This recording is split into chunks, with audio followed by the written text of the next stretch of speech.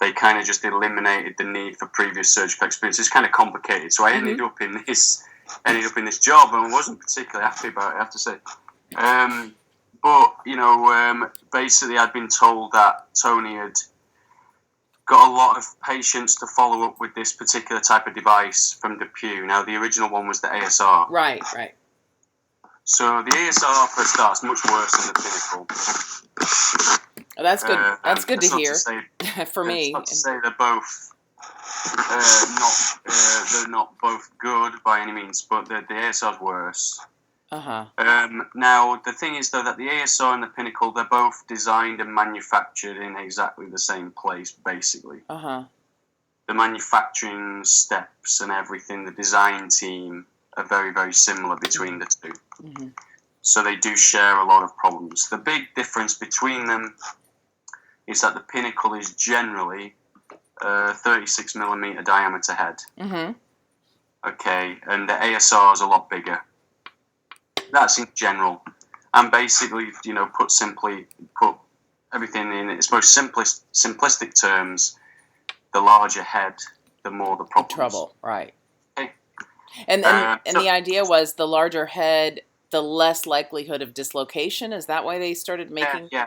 Okay. Yeah, basically, like a standard historical hip is 28 millimeters. Oh. Whether you're 6'5" or 5'1". The Charnley would have been 28.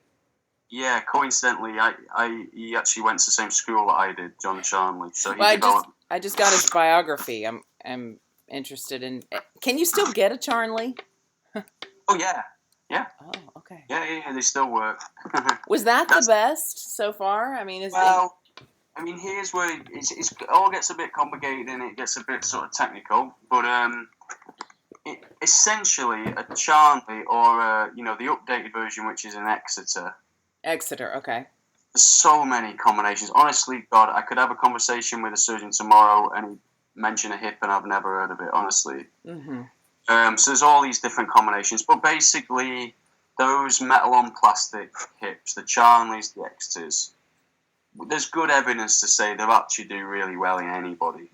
However young you are, however active you are, there's good evidence that they're okay. Like 20 years, okay, or maybe 30. 15 to 30? Kind of depends on your activity, really. But yeah, everyone should be good, really good for 10 years minimum, let's put it that way, and up to 30. Now, what was I going to say? The big concern, though, is that, the more that you walk, the more that you go to the gym or whatever, you're going to wear the plastic out. It's a metal head rubbing against a plastic liner. The plaster's going to lose. Right.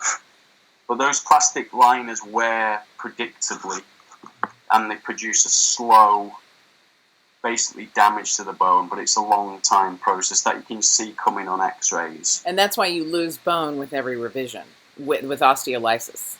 Osteolysis is the body's immune response to the debris that the hip produces. A plastic or metal? Yes, okay. However... the metal's toxic. Well, not really.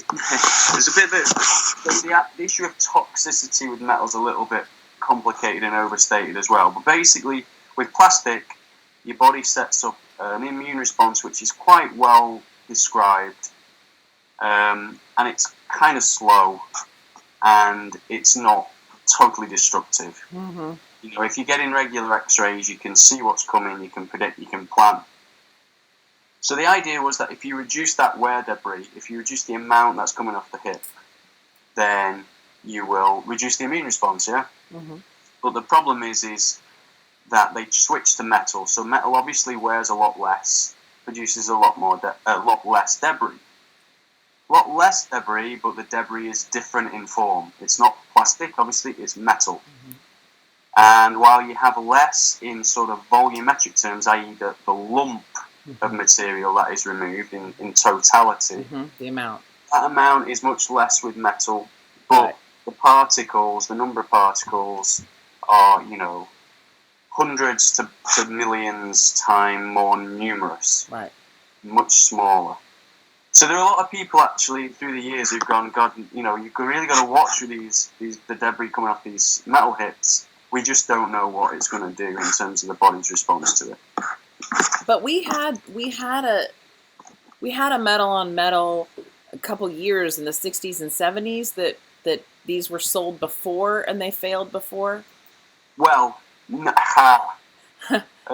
trying to piece it together, you know.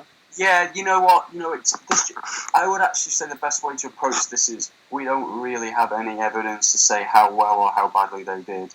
You know, this is way before the years where you did proper clinical follow-up and studies. Mm-hmm. So I had to review all this as part of my degree, and I was a little bit shocked because I'd been going to all these meetings where everyone had been talking about how well metal on metal had done in the 50s and 60s. Actually, the evidence, some say that it did great, some say it did really badly. And in the 60s, they actually already are starting to talk about metal allergy and unexplained pain in patients. So you have that sort of unknown in the 60s, but in the 70s, you have absolute definitive, as far as I'm concerned. There's a case report series, which when I read it, I just nearly fell off my chair. It described exactly the reactions we were seeing in our ASR and Phonecall patients. Mm-hmm.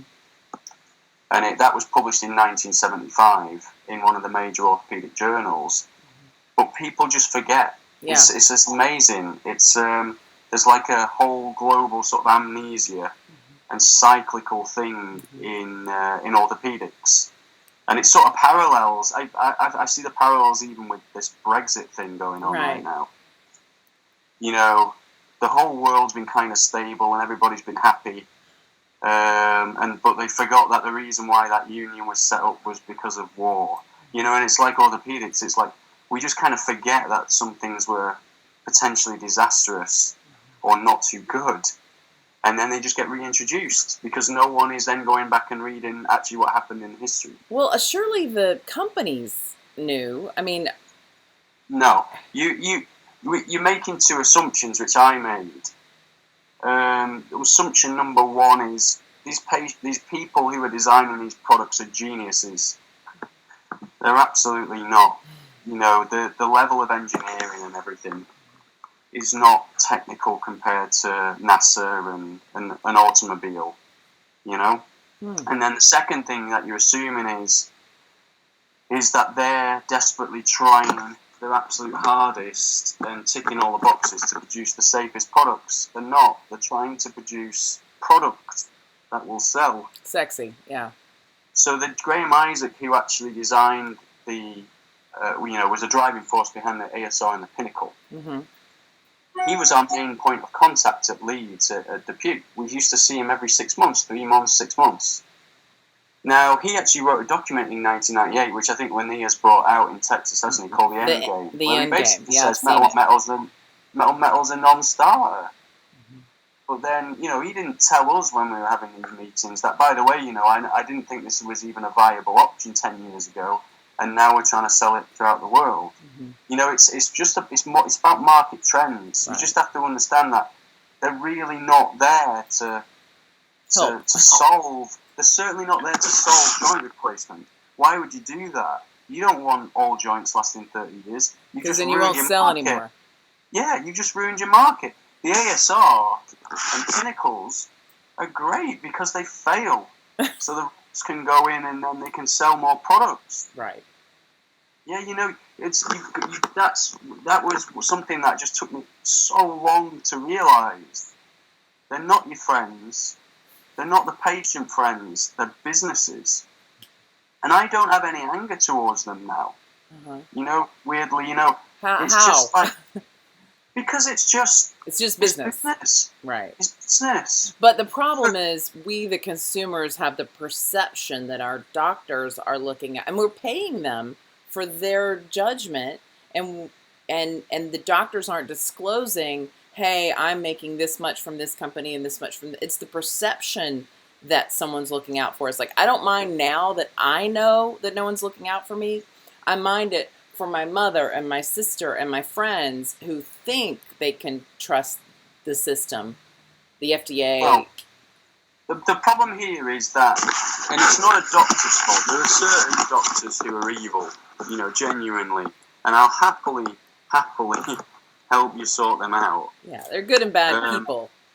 Yeah, there are definitely these surgeons who definitely put their reputation and their money above the patient health. But in general, this was not a necessarily. It's a mistake in retrospect by the surgeons to use these devices, but they were used in good faith. Uh-huh. They were larger because they wanted to cure the problem of dislocation. Uh-huh. They wanted patients to go running triathlons. They wanted patients to go to the gym without worrying that their hip was going to fall out or wear out. Yeah, it was a genuine attempt to improve things for young people and for active people. The problem was that, like me and you, the surgeons believed that all the testing was absolutely rigorous, and they believed that safety comes first, and they believed that any problems they would know about, they absolutely weren't. They were lied to. And they still don't know what they don't know. Like, even now, they don't. Do you know, this is the awful thing, is that, I've done a lot of testifying against the Pew, and we've even taken them to the Justice Department. We're trying to get them fined by the Justice Department, which, by the way, I must have to tell you, that case has been running for 5 years. Were me and Tony to be successful with that, we would get, a percentage of the fee that the government recovers. So that's coming around. Ketam suit. Ketam. Yeah. But what I'd have to stress, and we've had to go through the courts with this so much, is that everything we've ever said predates any litigation, that any knowledge of Ketam proceedings.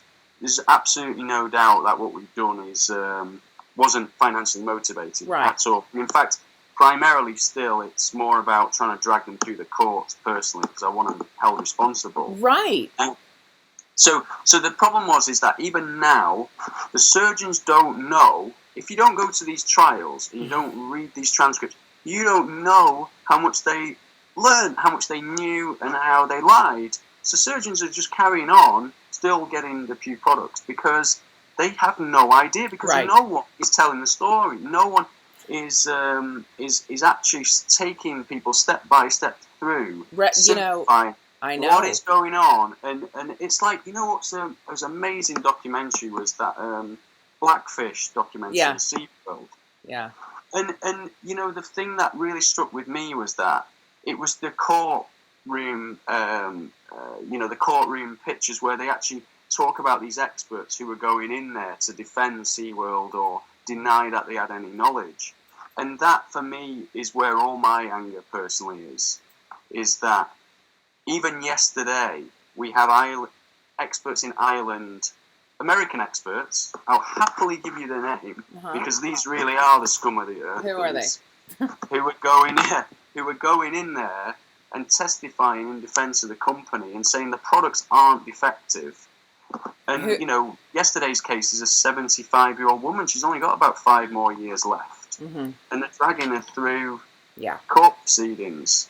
And who is that? Who was testifying yesterday? I mean, I go to the Pinnacle trials when I can in Dallas. Yeah. I've been going. I went last year, and I'm going this year as much as I can. But this has completely disrupted my life and my ability to do things like that. So, So who was testifying? They were testifying on behalf of Johnson & Johnson to Pew in an Ireland trial. Ireland, but they're the same guys. So this was ASR, but like I say, believe me, that absolutely everything is just a complete parallel. All the same characters. Because the ASR was passed here on the basis of the Pinnacle as the predicate device. So exactly. My thing is when you recall the ASR, but now tell me the Pinnacle's great, when the whole reason you got the ASR on the market was because it was so much like the Pinnacle. Yeah. Now they're nothing alike. Yeah, no, I mean, and that is an absolute key part of their defence, is they want to walk the jury and everything through the idea that they're nothing similar. But that would be to even admit that they've accepted that the ASR is defective. Right. But they haven't. Right. That's still what they're fighting over in these cases. So who was testifying yesterday or this week? Well, in the last week, basically, the ASR, they've had the same people go throughout the country, and there's 2 main ones. There's a guy called John Kuckler out of Alabama. K-O-K-L-E-R. Cookler. Cuckler. Okay. He is like very high up. He's on the boards of various orthopedic journals. He's in the American Hip Society, influential member. Even drew up the guidance for metal on metal patient management. I mean, you wouldn't believe it. Then there's another guy who's like a bioengineer called Avram Editing. EVRAM. Yeah, and then his last name is EDIDIN.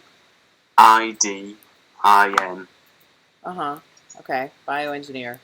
So those are the two that have been going all around the world, going against us. Everything that we say, they're just denying. But the problem is that another thing that Depew do is that they pay big centres to analyse their failed products and either hide the data or get those experts then to come in and defend. So, like in England, there's a big retrieval centre. Just go on. You should go on their website. Again, you know, I've had a lot of trouble with trying to report these people. Right. You know, so it's best don't ever sort of, if ever you go look at, you know, asking any questions, try and keep my name out of it. I'll try and provide you with documents if you want them, but like I tried to report these guys 10 years ago, and it just made, actually, it was counterproductive. Report them for doing what? Well, what it is I met the guy who runs it's called London Implant Retrieval Centre, LARC. So if you just type London Implant Retrieval Centre into the Google, you'll find their very nice, classy website. And that's run by high-up members of the British Orthopaedic Association. I can't quite emphasise to you enough how rotten to the core these organisations are. You know, how Depew and Zimmer and all the big guys have got their big members, you know, the big influential people on these supposedly impartial organisations are definitely, you know, they're on the payroll. Yeah. So with I've LARC, seen that here. I've seen that here. With LARC, I went down to London 10 years ago to meet with the guy who runs it. And we discussed the problems with the ASO, and he told me to just get a payoff from Depew, because that's what he does. So over the course of 10 years, he's now become a professor. They've got millions and millions of pounds worth of funding from Depew. We've tried to raise these issues that Depew's manufacturing of the Pinnacle and the ASR was defective, you know, and our government should recover the money. There's unfortunately no law over here in England really to allow us to do that, even though we've got public health. And all they do is just keep quiet and don't say anything and just keep the data in-house and don't help us out at all. So it just constantly looks like me and Tony are the mad people. Yeah. You know what I mean? Yeah. There's no sort of surgical support. There's tons of things behind the scenes, like with that. You know, I had an article written about us on the ASR in the British Medical Journal, and then I actually started seeing the journalist who did the story. You know, we ended up in a relationship. A load of orthopaedic surgeons found out about that, reported us to an investigative journalist. We were in a magazine called Private Eye magazine, accusing us of concocting a cancer scare so that we could make more money out of the litigation process. You know, it's all sorts of stuff like this that goes on behind the scenes that nobody ever really knows about. Well, now, you know, and when I go to the Pinnacle trials and I come back and I report as best I can on video, on YouTube, just for people like me who are like, my doctor says this thing is good, but I have had a horrible experience. I feel, you know, the ringing in my ears, the memory loss, the things that are more physical, which is the hip pain, but my doctor says everything's fine. So, you know, a lot of us are just really confused. And when I begin these little video segments, I often say I'm not an unbiased observer of this court. Like, I've had my life destroyed by it. I am inclined to think it's bad because of what's happened to me. So don't, you know, I'm not being paid, but don't pretend that I'm this impartial third party. So, you know, when you and I talk, I would say, well, who's, just like I would say to anybody who did these studies that say, oh, cobalt's not a problem until you hit 300 parts per billion. And then I look you up and find out that you're just a pay for play researcher, that like you've defended the asbestos groups and the, big tobacco and things You're like talking that. about Poston back there, probably, aren't you? Yes, Like, David. yeah. Is it David or somebody Postenbach? Right. Yeah, So, Dennis Paxtonbach, in it. so in that regard, like when I would say to you, well, who's buttering your bread, and why do I believe you? Like I just want to I want to know where everybody's coming from, because that's what's been so confusing all the way is, I had this doctor telling me, oh, the Pinnacle's great, and then I look him up and I find out he's being paid $607,000 a year from Johnson for being a key opinion influencer, and he's the one that's looking at me in a wheelchair and saying you're fine. So I find out 2 years later, maybe he had an incentive to tell me I was fine when I wasn't. So, when people ask you, like, who supports you, who do you work for? Yeah, okay. Is that a fair question? Yeah, no, it's absolutely totally valid question, and I'm obviously not 100% impartial, far from it. I mean, you got to make a living. Well, so I started originally just being funded by the NHS, but actually indirectly funded by the Pew themselves. Right. First 2 years, I was basically paid by the Pew. To do what? We were reviewing the ASR and Pinnacle patients for them. Not for. So it's not what it was that what happens is that big companies will give hospitals kind of incentives to use their products. They will sort of give hospitals different, cheaper mass sales or whatever. I don't actually know whether this happened without a hospital or not. All I know, because I was just too naive at the time. Yeah. All I know was that I was paid by the NHS, National Health Service, by the hospital to review some patients. To review patients, yeah. That's all I know. But I know that there was some research agreement with the Pew.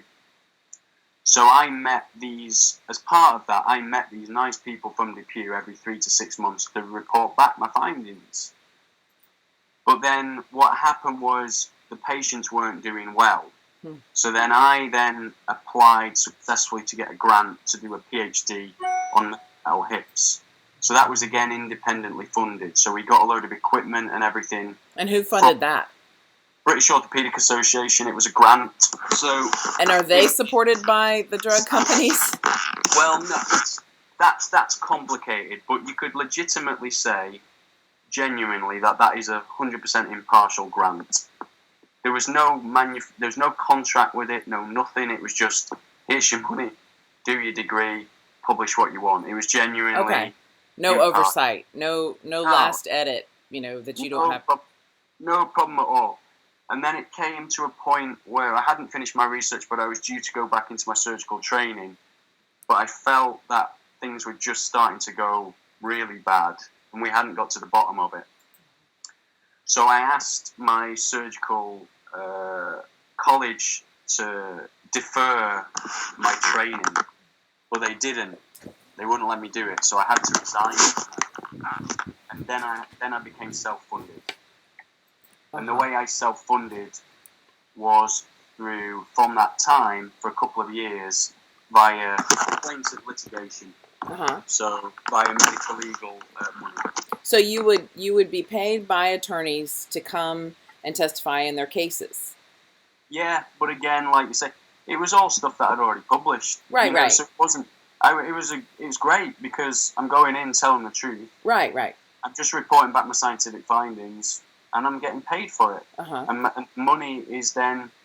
I could actually show you all evidence of this. It's actually being thrown back into the research. So the NHS has ended up with a custom-made big international retrieval centre because I spent my own money to develop that. So I could show you evidence that it has come back in. You know what I mean? I'm not going to deny though that was my primary source of income. Right, I'm not at all like. I mean, before I got my hips, I found the reports by I believe it was you and Tony Nargle, and I actually brought him to my TV station and said, we have to do a story on this. So we did a story on the ASR based on what I had found that you guys put together. And my station in Raleigh, North Carolina was one of the ones that, did this story. This is a big disaster.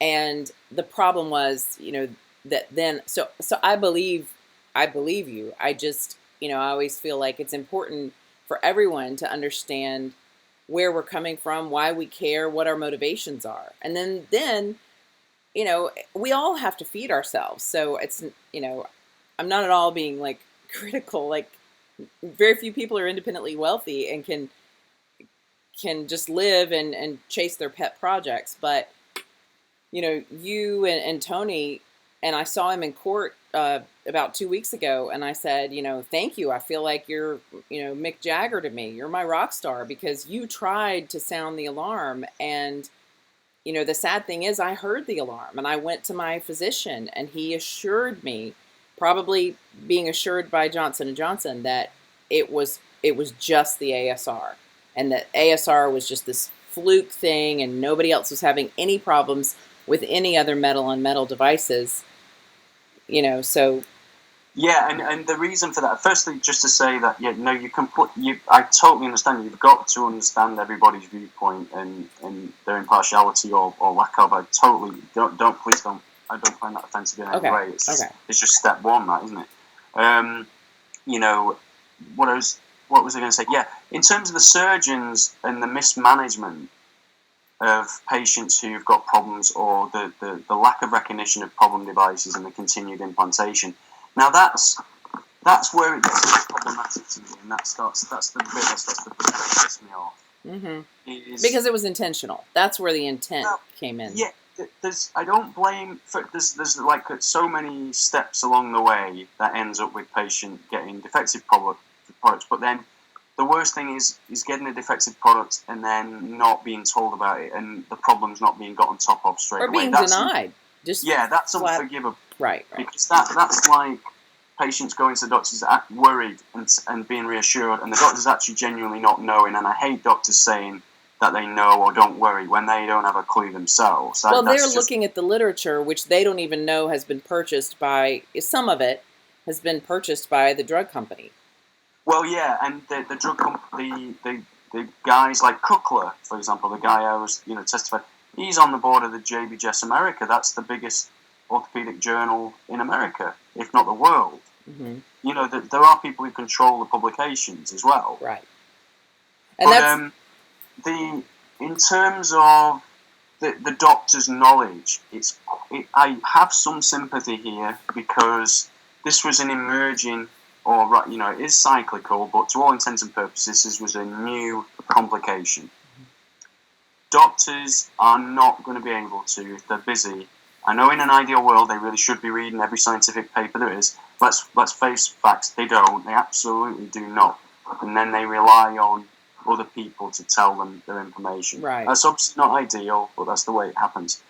Until the knowledge of these problems goes into their orthopedic training exams, i.e. they're forced to sit down and learn it, so the new ones coming through, mm-hmm. the older ones who are already working won't know about these problems. Mm-hmm. So they have to rely on the orthopedic societies or the manufacturers themselves. Manufacturers aren't going to tell them the truth, why would you? Mm-hmm.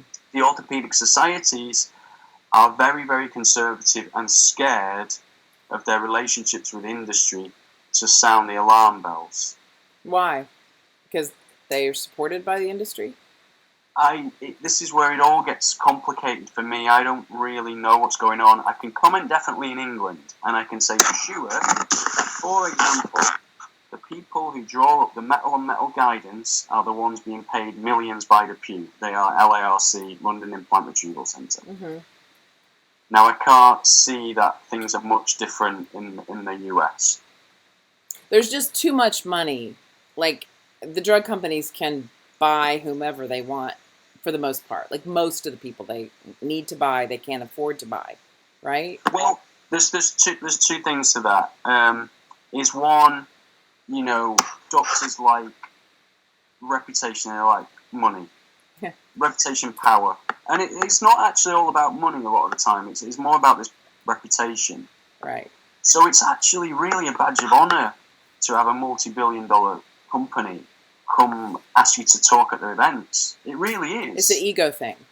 Yeah, but it's really it's reaffirming your status. They get you on a podium, and you are dictating the state of play in your chosen field. You know, how is that not attractive to people? Right, agreed. These guys are very good at getting inside people's heads, and to be honest, that's how they worked on Tony, really, to change what he was using.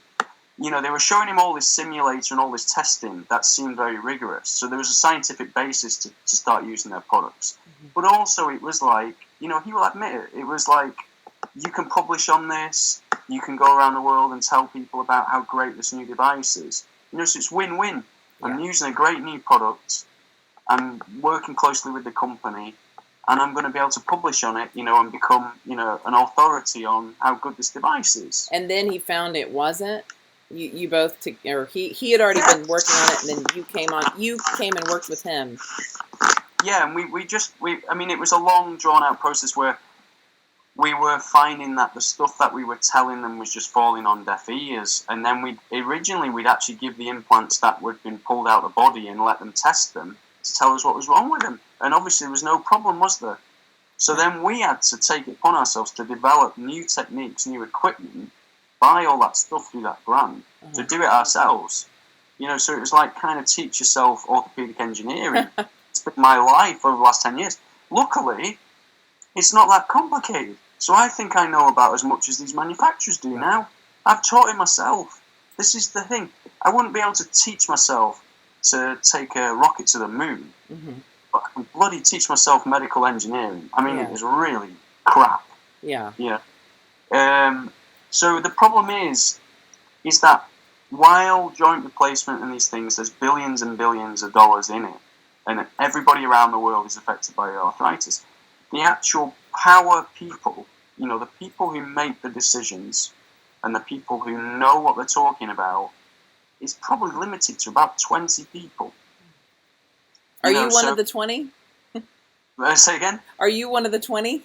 Or do you think you're... Do I have influence? I don't think I have influence. Not influence, but actual, like, the knowledge facts. of it. Yeah, man, I don't want the people with the influence. We need to know, you know, what's real.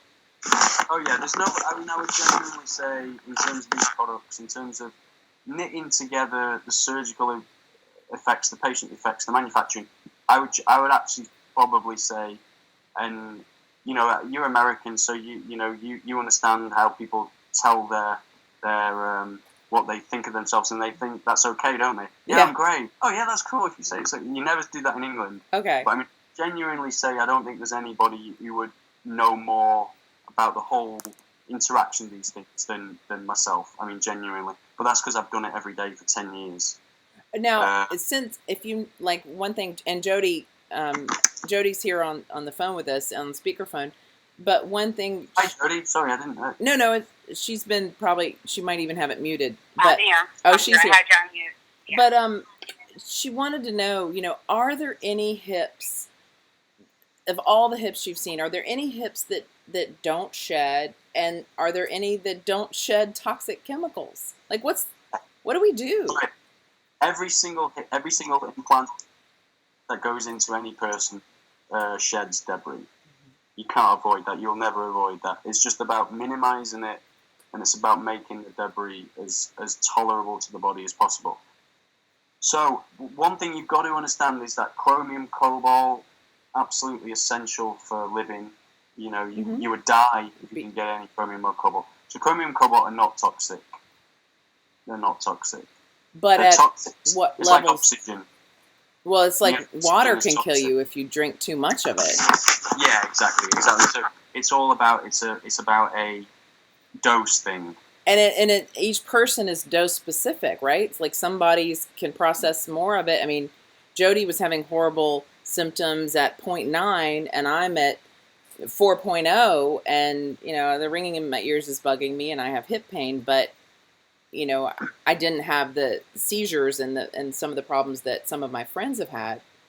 Well, there's a difference here, but with Jodie, as we talked about over email, Jodie's that was primarily titanium. More of the titanium was a problem than. Yeah, it's a different with Jodie. It's a different problem. How do we know what to get? I mean, how? I'm talking about revisions. Like, how do we know what's safe? Are all these hips toxic?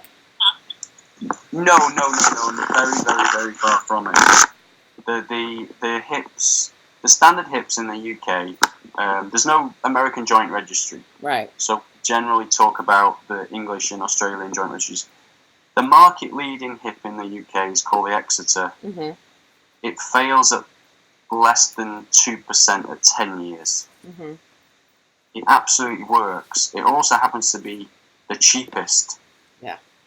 So, that will do a young person, an older person. It will do absolutely fine, absolutely safe.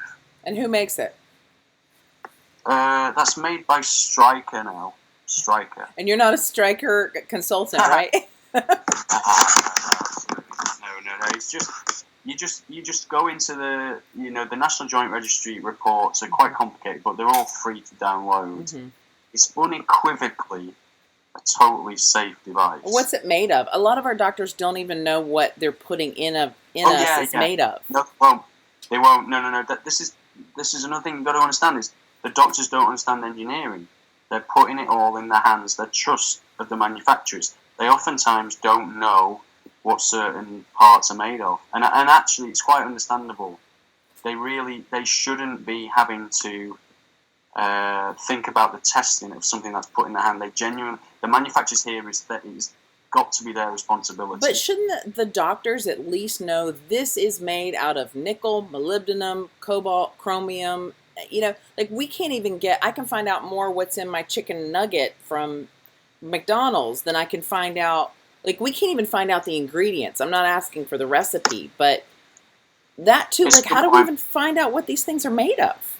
I'm writing papers on that at the moment, genuinely, because it is relatively new information. Because they do assume that it's just the cobalt chrome that's the problem, but actually, no. As you say, molybdenum's about 6%. There's manganese, and I find cadmium sometimes in these things. Nickel. There's all sorts in them at contaminant level. They probably is not significant, probably not. But like you say, there's no information for people to find this out. It's not out there. Mm. Well, Jodie, is there anything? Oh, we just ended the call by accident. I'll call her back. Is there anything? And hopefully you and I can talk when we get the Skype thing worked out. But what am I missing? I've been trying to piece this together myself for a long time, and I know that there's a lot I don't even know. So what do I need to know that I don't know? Or what have I not hit on that, if we talk again in the future on camera? I still would be interested to know that I've discussed with him before, and I'd like him to get into a little more detail. If you could just spend one last second. Thank you so much for his time, please. Yes, thank you so much for your time. The chromium cobalt and how, our doctors test for it is through blood ion levels. I saw yours was urine, Francis, also, yes. And then he looked at your urine level was different than your blood ion level. Uh-huh. And, again, he just spoke about titanium, and I know that he had referred me to somebody else who I have been speaking about this as well, and that there's different kinds of chromium cobalt, so there's different types of titanium that if the doctor isn't asking to specifically test for that specific type that's within the hip, that it won't show. So that's my question is are they testing for the right thing? How do we know they're testing for the right thing? Why does it show up different in urine versus blood? Does it have, come through different stages of where it might show up stronger in different stages of its processing to the liver and kidney and all that stuff that I spoke about? Okay, so David, I'm sure you couldn't hear that, right? Not too well, no. Okay, sorry, can you just say hello to Jodie as well? Because I didn't realise. I feel like I've just completely ignored her. I didn't hear. No, I say hello and sorry. I was on silent. She was on silent, and she said the same thing. She just wanted to thank you so much for talking with us. She wanted to know, for instance, there are multiple types of cobalt and chromium, and if your doctor doesn't know to test for this, and how does he know that it's not, can you speak a little bit about that? Like, even Yeah. knowing the right things to test for, sometimes there aren't tests for certain. You can test for basically anything. Cobalt and chromium is, as you rightly point out, in different forms, but in the body there's only really one. It's cobalt 2+ and chromium 3+, and we've done quite a bit of studies on that. So that if you just ask for a cobalt and chromium test, it will actually give you all the species, all the concentration of the whole element. So you don't need you really don't need to worry about that. There should be but that might tons of not labs. be the indicator, right? What's that, Jody? But that could be, like, they could be asking for chromium cobalt test, but that could maybe not be the metal that's influencing the Oh, patient. she's saying like Yes. you got that. No, completely. And Jody, that was exactly your case, where the stem was the problem, and the stem was titanium. And titanium stems are made of about 90% titanium and about 7% aluminium. So really, the test should have been titanium aluminium. Titanium aluminium are harder to test than cobalt chrome, so you need to track down the lab. But again, that's the doctor's responsibility. They should really know what the mechanism of metal release was in your case, and that was in essence the problem with your management wasn't the device itself. Yes, it was malfunctioning, but it was a surgical position issue. But then the surgeon didn't appreciate that he wasn't listening to your symptoms, and should have realized that there was a lot of debris being released into your body, and should have recognized that you can test for those elements. Yeah. David, I think I've seen over 200 doctors. I don't know if you can hear me, but I think I've seen over 200 doctors that missed that, diagnosis, knowing I had metal hips, knowing that my kidneys were failing, knowing all these symptoms were arising, and it's I was self-diagnosed finally in the end, and it's scary. But then following that one hip being pulled out, the next 3 hips that he put in over the next 6 months, I watched my levels go up and down. Even though we talk about how minor they were, my symptoms went with it. Now the hip's out, and I feel like $1 million. So Yes. could it be that the sheddings in themselves and its relation to the cells around it affect, Well, yeah. to affect the patient? Yeah. It's like it's similar to, and believe me, I'm confident in saying this, but you will get other people who will say I'm talking rubbish. But basically, what actually happens here is that the problems aren't caused by toxic concentrations in general. The toxic concentrations lead to immune response against the metal. That can occur at low levels in a very low number of people, but in the majority of people, they're exposed to excessive concentrations. Once that immune response is instigated, the body will then go after smaller concentrations. How do you know if that immune response has been triggered? Like, is there a test for that? You can see it in the cell. When you get the joint removed, you get a characteristic. You get tissue samples sent from your hip to the pathologist. But you can't figure out before you take the hip out that's and happening. what are you looking in those tissue samples to see? What are they looking for to say that there was cellular interaction? It's a condition called alval. It's a lymphocyte. It's a white cell dominated immune response. It's very similar to rheumatoid arthritis, actually. So in rheumatoid, you get a similar type of immune response to, we don't frankly know what the immune response is to. But in metal and metal hips, it's very likely to be the metal debris. So the cobalt and chromium ions, or titanium, whatever, will combine with body proteins, and that will act as an antigen, or it will act as a foreign substance, which provokes the immune response. Now, Jody, the only thing that I can think in your case, then, is that the immune response has been activated, and then any release, the body is still chasing, if you like. You asked another question about, is it still in the cells? I can say for sure with chromium, if you're exposed to high doses, that can stay in your body for years.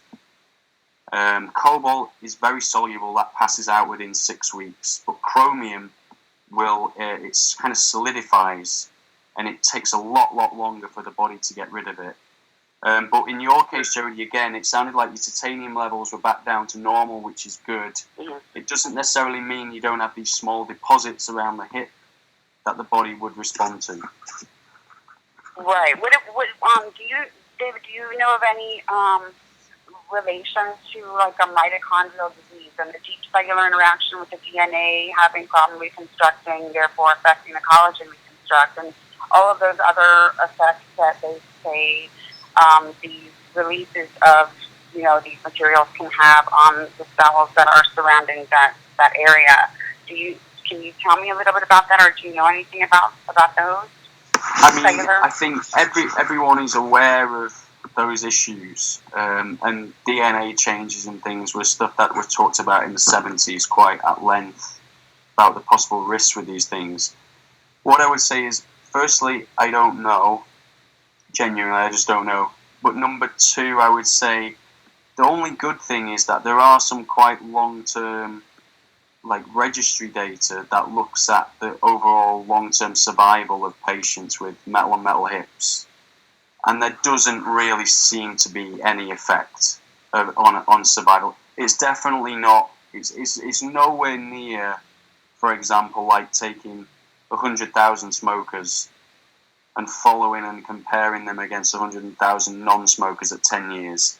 There definitely doesn't seem to be a really marked, clear-cut relationship between ill health in a big cohort of patients with metal on metal hips. Yep, the thing is that it's so skewed, because if I had not figured out what was going on and I ended up, God forbid, passing away, my husband would have been told that I died of Ehlers-Danlos syndrome.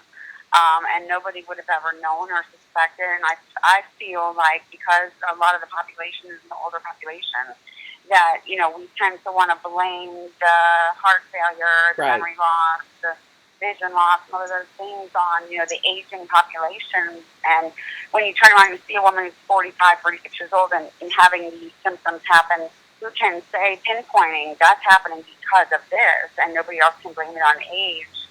I think that's going to, if we got a real dose of, a survey by people on what has changed since they've had their hip implants, I don't know that, people aren't dying. And just how do we know that registry, where can we get a solid registry, or how can we make one so that we get true, valid data? And that's where I think branches of my frustration I understand what you're saying.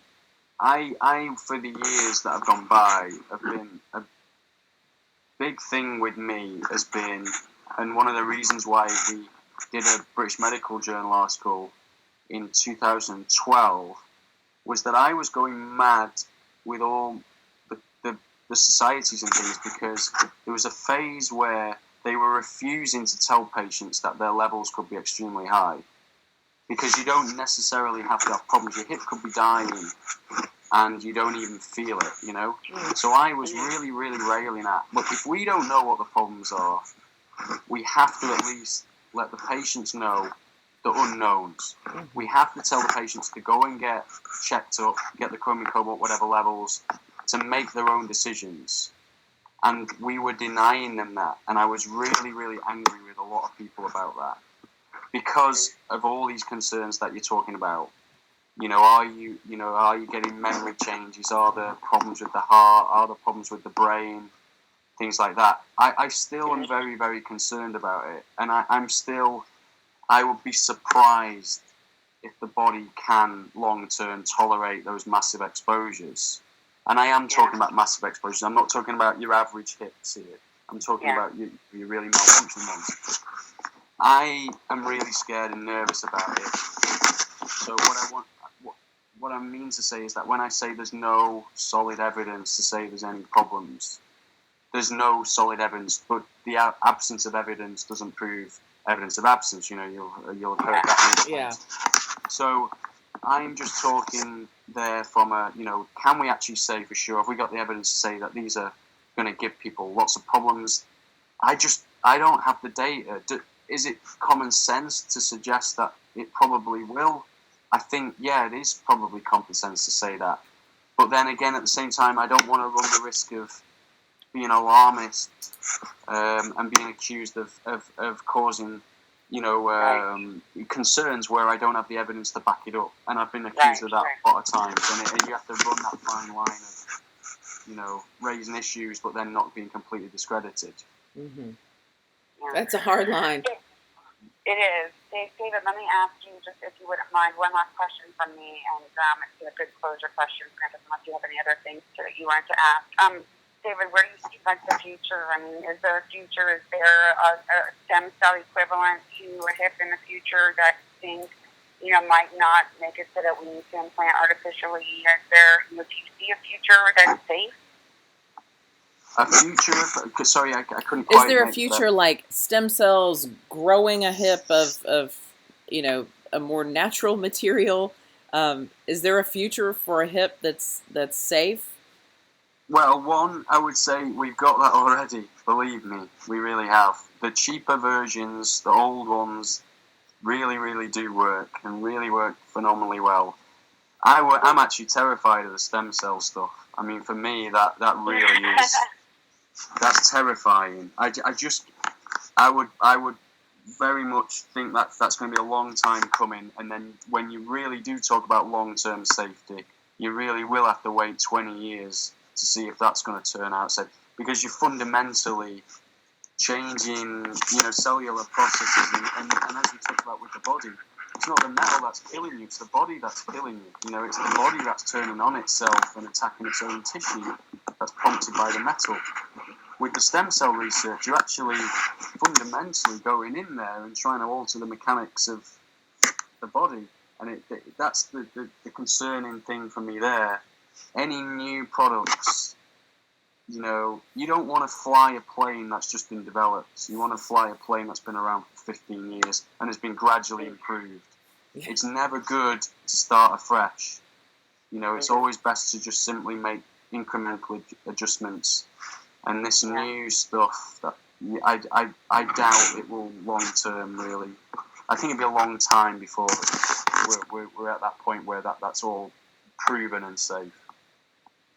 Wow. Okay. Well, David, thank you so much for the time that you took with us today. We are so appreciative of all of your knowledge and sharing it with us. And, we're hoping all, I guess, for the best in the future of hips. No problem, thanks. I'm just sorry that I didn't say hello. I didn't realise you were on the line, so I'm sorry. No worries. Francis tried to call me while you guys were talking as to not, interrupt you guys what you were doing, and she just sort of hit the button. Don't worry about talking. Just hit the button. Put it on mute, and just So I know she was dealing with the video and everything, and I just wanted to be there and be able to chime in if I could help out in any way. Yeah, and I sent an email probably way too late for you last night, David, saying I'm going to put Jody on speakerphone so that at the end, if she has, because she and I just kind of got together about a month ago and both have a heart for putting together something to explain all this to the public, because we really feel like, our children are at risk and our friends someday down the road, you get in a car crash, you're unconscious, you need a hip. You're not the one who gets to say, hey, by the way, don't put anything in me that's not tested. So, could I just make one observation to you that is really made an impact on me? And it's funny because I'm going to Texas on Friday, and I'm really interested in the JFK assassination. I'm really looking forward to going to the museum there. Now, you coming to Dallas? Yeah. Okay. It's not for the trial, actually. On the 3rd. I'm on Friday. I'm flying in Friday, and then I'm going on Saturday evening. Oh. So there's two types of people in the world. There's one that believe in conspiracy theories, and there's no point in even talking to them about conspiracy theory because they already believe it, and they believe that all companies are bad, and they believe that everybody's out to kill them. And then there's the other type of people who absolutely fundamentally never ever will believe in conspiracy theories. And the challenge is, for this is an absolute global conspiracy. I'm not for me, Lee Harvey Oswald, one shooter, absolutely 100%. This is my chauffeur. I don't believe in conspiracies. but this is a form of conspiracy, especially when you go to these trials and the defense coordinate these witnesses and these high-powered people lie. It genuinely is. Yeah. It really should be looked upon as conspiracy. The problem is that they reported on this trial in the UK last week, and you should read the newspaper reader comments. 50% are following poor people. Oh my God, this is terrible. Companies are so bad. The other 50% are these people are disgusting. They're just ambulance chasers. They're trying to make money from lawyers. Lawyers are disgusting people and all that. And that, for me, is just really, really a big thing. And in America, the president of the Orthopedic Association, I went to visit him in Chicago. He sat me down, and this is a few years ago, he's a really nice guy. This guy I really respect. And he said, Dave, you know what you're doing, a lot of people don't agree with. It'll get you into trouble. I says, well, what do you mean? He goes, we don't like lawyers here. We don't like, and we frankly, it was suggested, it was implicit that we don't really like patients, who complain, Right. It's. Don't be a troublemaker. Yeah, as in, do it for the other side, that's no problem. Give evidence for the defense, that's no problem. But you give it the other way, nobody will like you. Right. Nobody. So there is this unity of patients are just problems and yeah. Yeah. I was raised to kind of think poorly of.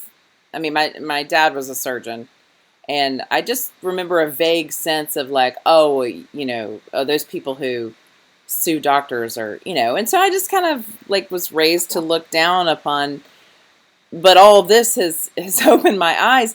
If it weren't for Mark Lanier, if I couldn't go to this trial, I have friends from 20 years in the news business who are running NBC, ABC, Fox. Like, I don't think I have anyone at CBS, but like these are my former colleagues, bosses, and they've gone on to run the big networks. And last year, when the verdict was about to come down in the third bellwether trial, and I had been to closing arguments, and I almost wept during closing arguments because Lanier had laid out what had happened so clearly, and it was so obvious to me.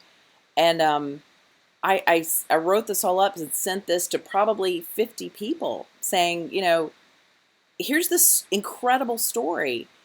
And 2 of them have done stories. Only one's made air. KABC keeps saying they have an 8-minute piece that's going to make air. They were going to do it, and then the thing in Las Vegas happened, so they had to push it. But, the reporter keeps saying it's going, she did a 6-month investigation. The guy who ordered it was my boss when all this happened to me, so he knew, he had seen the train wreck happen to me, and he was saying, he knew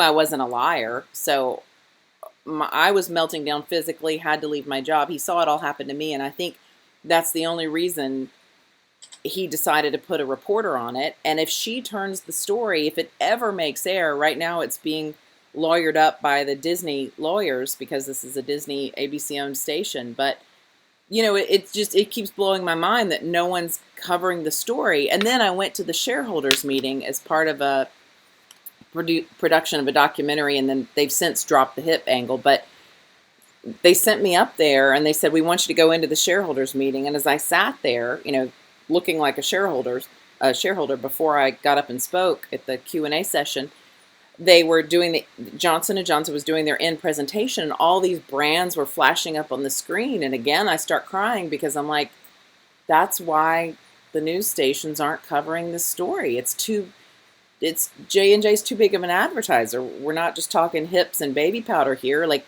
they own so many brands, and they're such a huge advertiser, not just the medical products or the baby shampoo, but they own so much. I'm like, this story's never going to get out because you can't bite such a big hand that's feeding you as a news organization. Like, there might be a couple reporters that pitched it, but then the boss knows, like, we don't want to tick off that advertiser.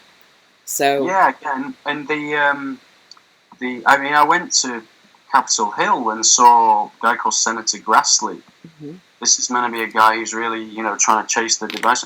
And he says, look, I can't do anything. You know, the FDA have all the power in the world, but they don't exercise it because they're too close to industry. Yeah. And I work for that was another, sorry, that when you asked about funding as well, I'm also funded by the FDA. Uh-huh. To do what? To investigate these things. But then, what do they do with what you give them? Well, that's a good question. It's if for example, just as a potential example, I phoned them and I said, Johnson & Johnson can't actually achieve their manufacturing, what they're trying to say to surgeons, they're not achieving in accuracy in terms of manufacturing. Then the phone goes quiet, there's a lot of panic voices in the background, and they decide that they don't want to be part of that research. Let's put it that way. That's happened. You know, but I mean, I try and hopefully somehow get that documents and everything about that. But it's just very tricky. The FDA are walking this balancing line between wanting to do what's right for patients, but then at the same time not upsetting industry. Right. It's just really bizarre. Really bizarre. Why are you not scared of... You know, like, I couldn't have done this when I worked for Disney. I couldn't have been putting these videos out saying, here's this awful trial, here's this terrible thing that happened. You know, don't cause too much trouble, Francis. So you're still, you know, working with the FDA, and why are you not scared of all this? I mean, it's a long process. Firstly, I'm not that scared because they're so incompetent. That if they wanted to, like, I mean, obviously they don't go around killing people, but if they did kill people, I can guarantee they'd miss. They'd kill some random person in another country because they're so stupid. But, you know, the scary thing is when it comes to the trials, you know, they do destroy you. You know, they do low blows, and... But no one's covering it, so even if they, you know, destroy you in front of the jurors, nobody else knows what awful things they've said about you. No, and I mean, I was sitting in the Chicago trial. I mean, they made out that I was a tax evader and all sorts to the jury. I mean, 3 days for Chicago, I had 4 days depositions, which is just horrific. You know, like I say, what they do, it's nothing sort of scary that they do, but what they do is they badmouth you to their surgical network. So what I'll find is when I meet new doctors or whatever, sometimes it can be very, very awkward because they've heard quite bad things about how crap the science is or whatever. You know, it'll be, do you know he does this, or do you know, so it'll just be word of mouth stuff. That's how they do it. Yeah. They don't do it like blatantly. They don't phone someone up and make you have a car crash that I'm aware of. Right. My husband is sitting here with me, and you've made him laugh several times, so that's good. What he wants to know why there's no joint registry in the U.S. Do they not want to know? Or what's your opinion on why there's no joint registry in the U.S.? Good question. Firstly, it's the U.S. is so big. That's just a practical issue. You know, so coordinating data connection and all in your different states and everything, that might be tricky. The second thing is you don't have a big public health, like, you know, in England, everything is NHS, basically. Private healthcare is very small for joint replacement. And thirdly, the manufacturers were dragged kicking and screaming into the National Joint Registry in England because they knew that as soon as a registry comes on, you know, you can't keep selling crap, can you? Right. Because if it's like 10th on the list of poor performing devices, you know, number 1 is cheaper, number 2 is even cheaper, number 10, your product is failing at 3 times the rate and it's 3 times the cost. Well, before they could get away with that. Right. So what is it in it to them? So who's going to fund that registry? In England, actually, the joint manufacturer's been made to fund it. As a caveat to that, the manufacturers are also on the board that write the reports. And the manufacturers get the reports before the public or the surgeons do. So they know that a bad report is coming out, say in September. In August, they mobilise their reps, their troops, the surgeons, to get it into the air why the National Joint Registry figures aren't accurate. So while it is a really good thing and you really do need one, there are still, it's in Australia, manufacturers are pretty much banned from the reporting process of the Chinese war, but in the UK that's not the same. And that's why some of our Australian data might be more reliable coming from the Australian data registry because it's not affected by the manufacturers.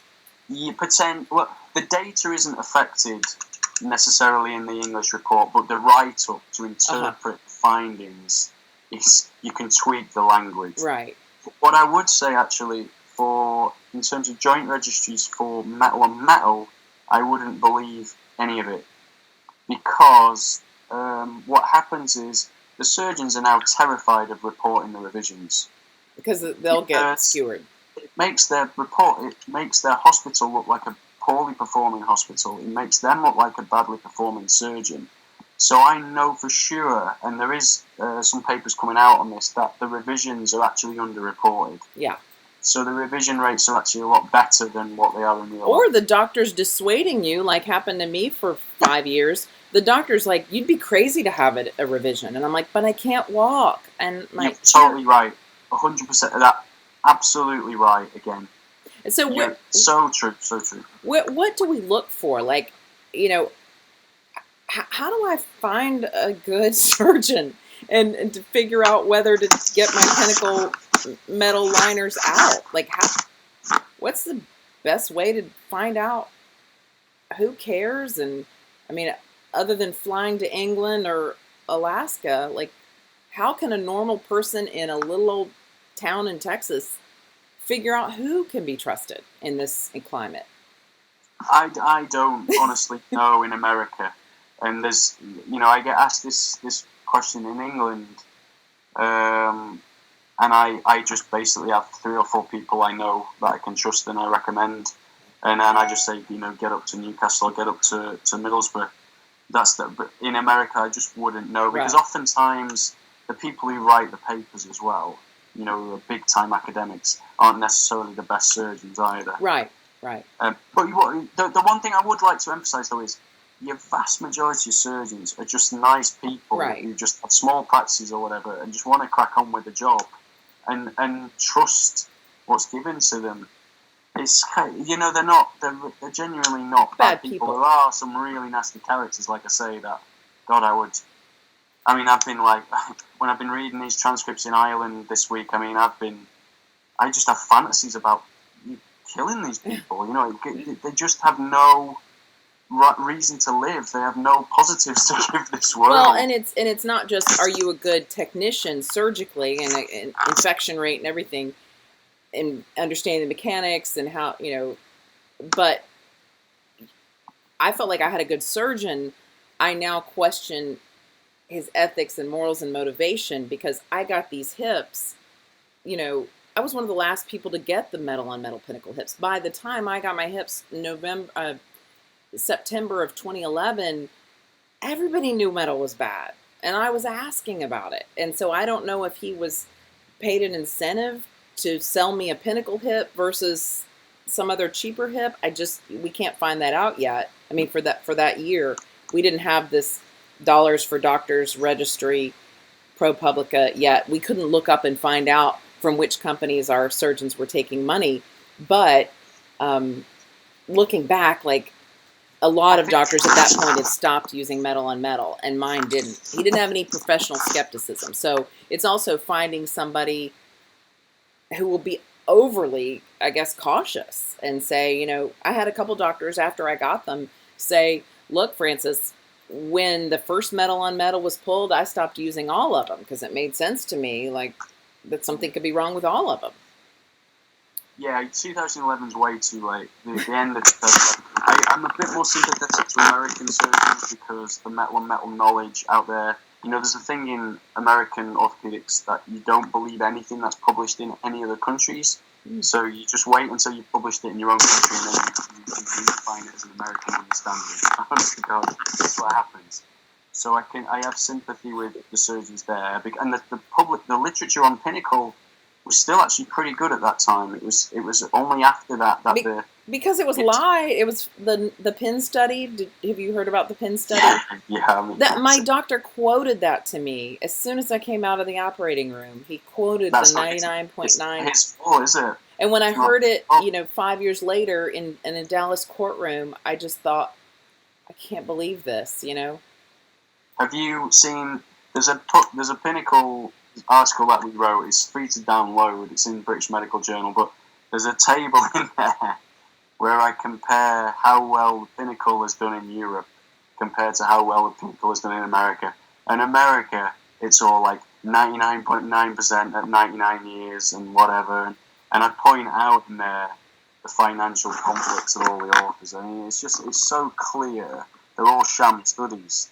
Right. How are these poor doctors to know this? Right. That's my problem. Like, how do we, doctors don't even know they're being lied to.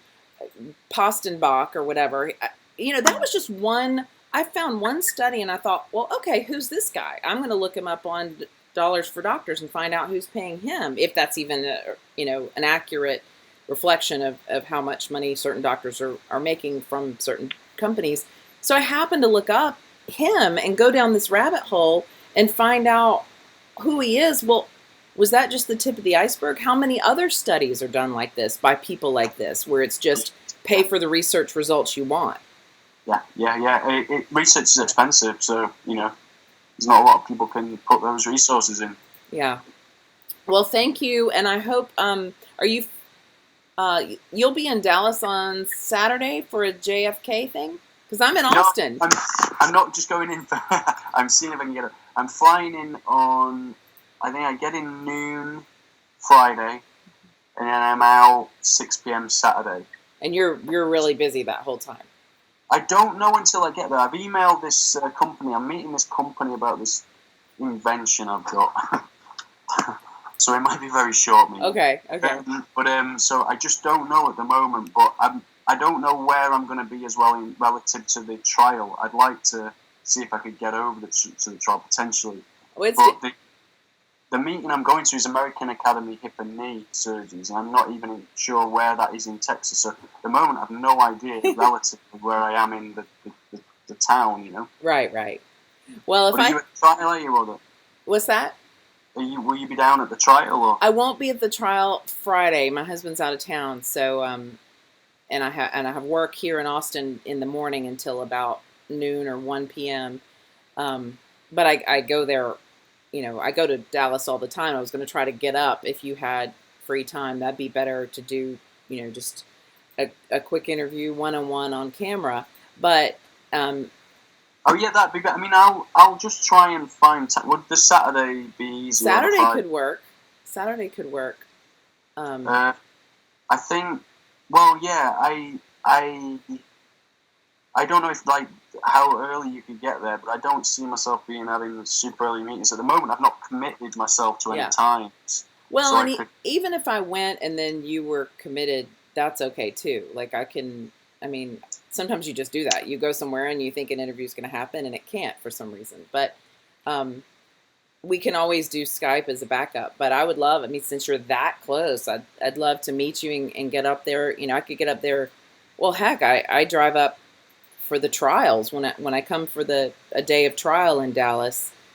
I get up at 4 a.m. and I'm there by 8 a.m. So that wouldn't be a problem for Saturday. And you leave at what time on Saturday? I think my flight is about 6 p.m. Okay. Well, I'll run it by my husband, and but I could even, if you had time and if you weren't otherwise booked, I could meet with you a little bit and make sure you get to the airport and, whatever it is you need to get around. It'd be easy messing about on Skype as well, wouldn't it? I think so. Yeah.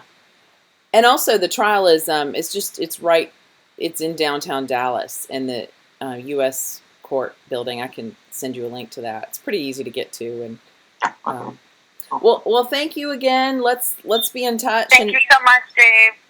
All right, thank you, Jody. Good to speak to you. Thank you. Be well. Talk to you soon. Okay. All right. Bye. Bye-bye. Bye.